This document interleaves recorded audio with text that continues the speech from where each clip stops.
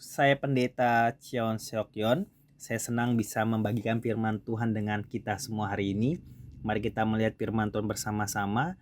Markus 12 ayat 38 sampai dengan 44.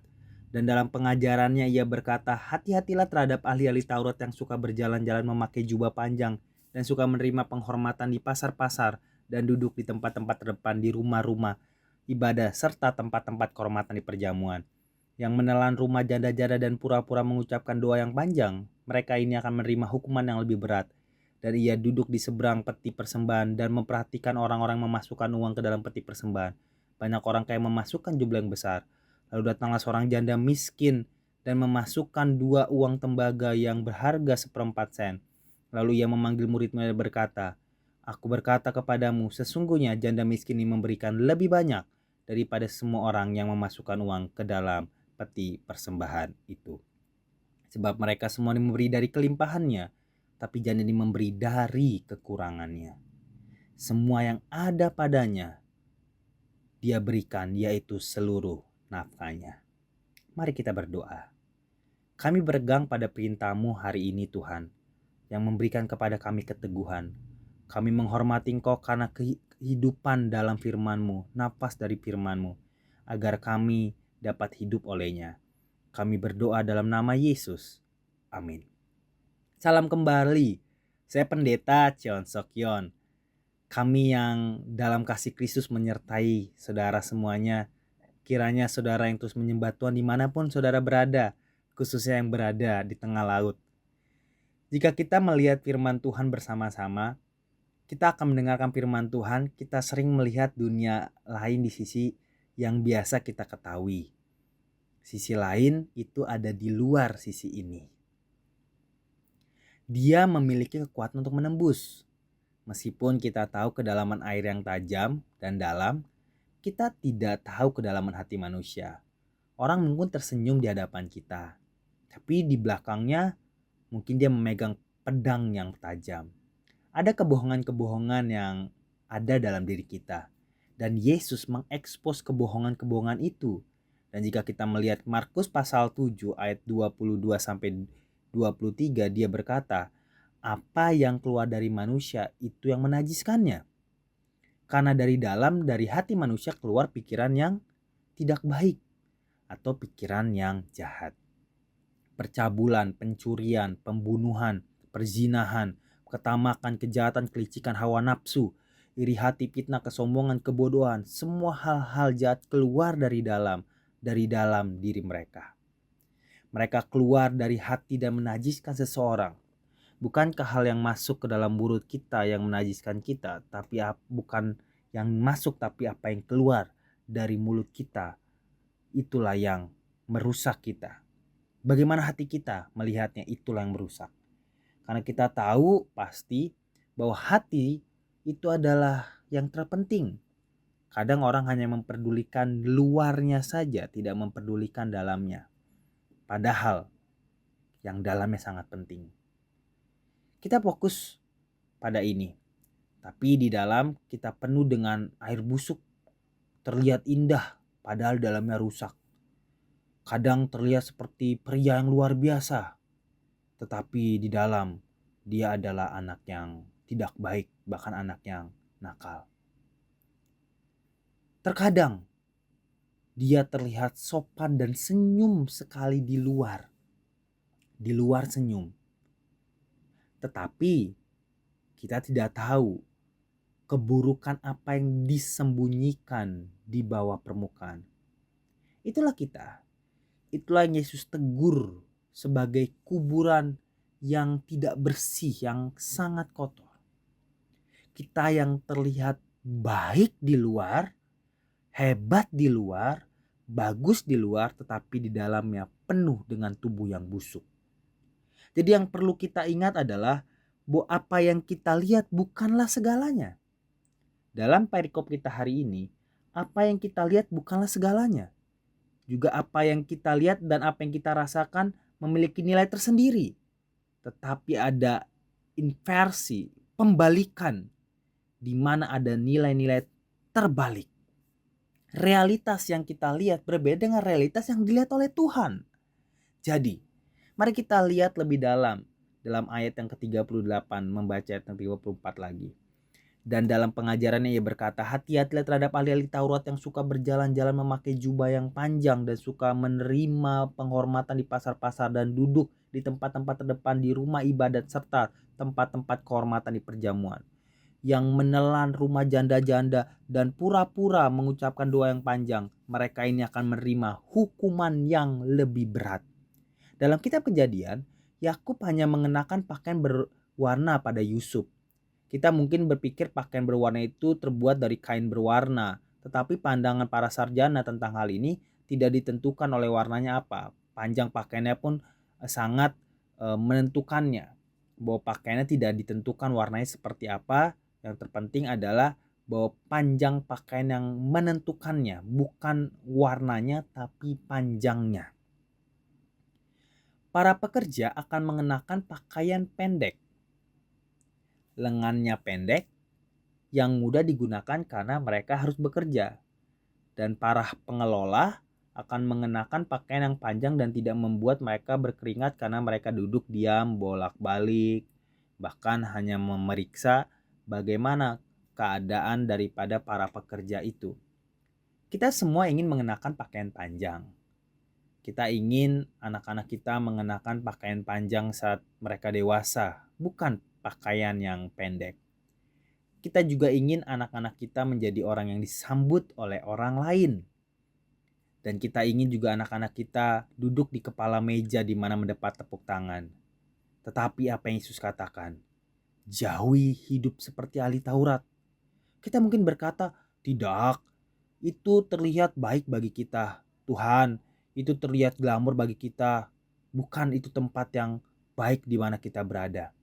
Jauhilah, kata Yesus, karena mereka menelan rumah janda dan menjadi munafik.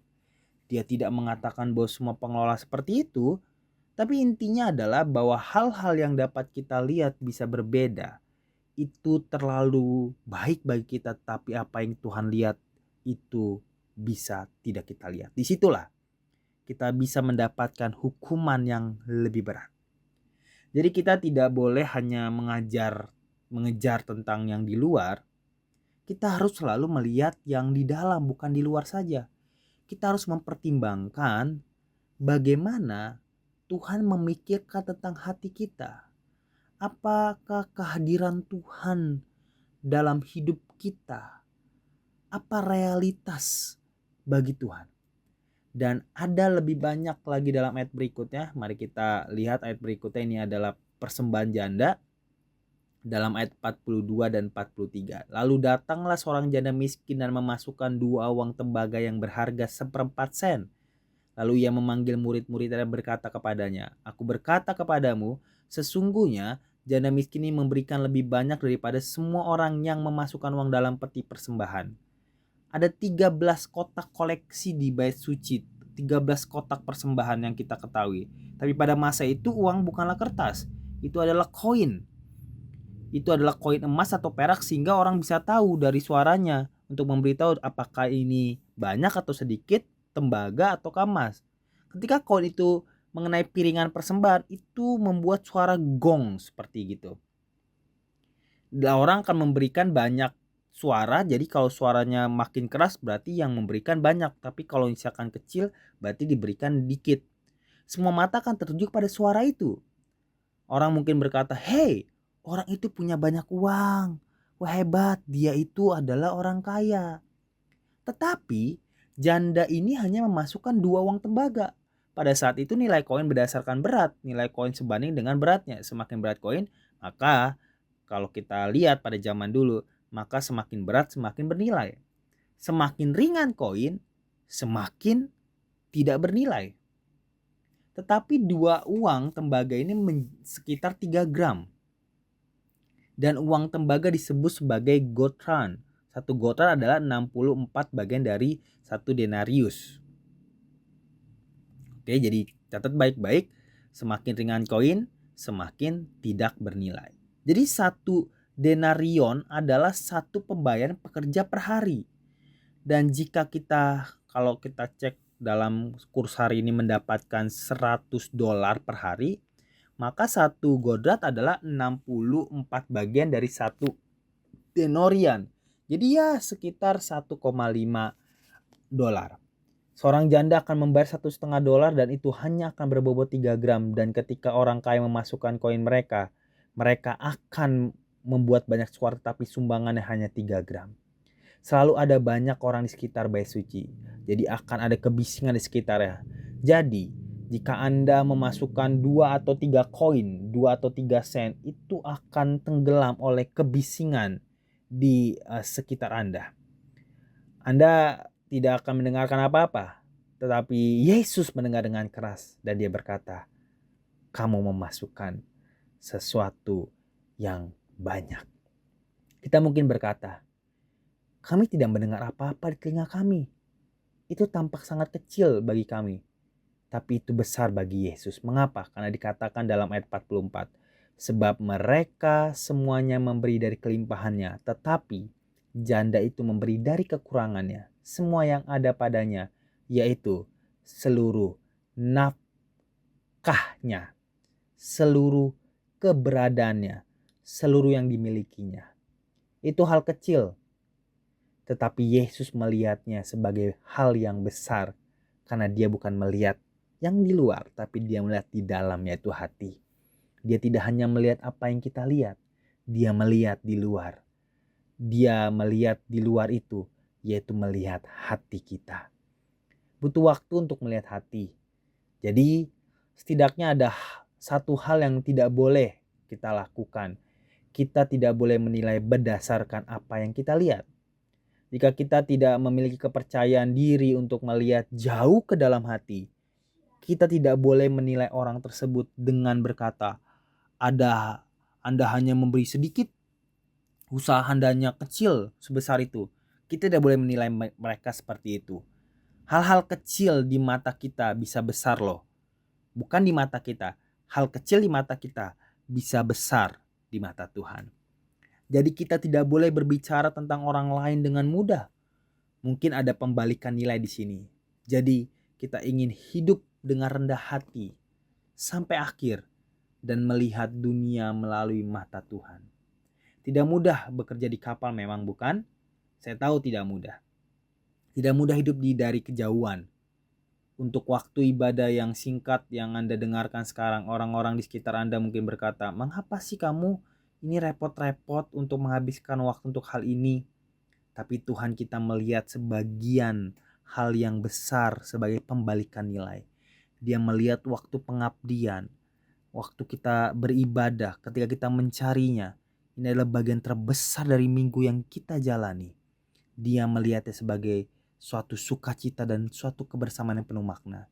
Jadi saya berdoa agar kita hidup dalam hati Tuhan ini dalam minggu ini. Dan juga melihat orang di lain dari pandangan Tuhan Yesus. Tidak mudah menilai orang lain tetapi mencoba melihat di balik tindakan dan kehidupan yang mereka lakukan. Mari kita berdoa.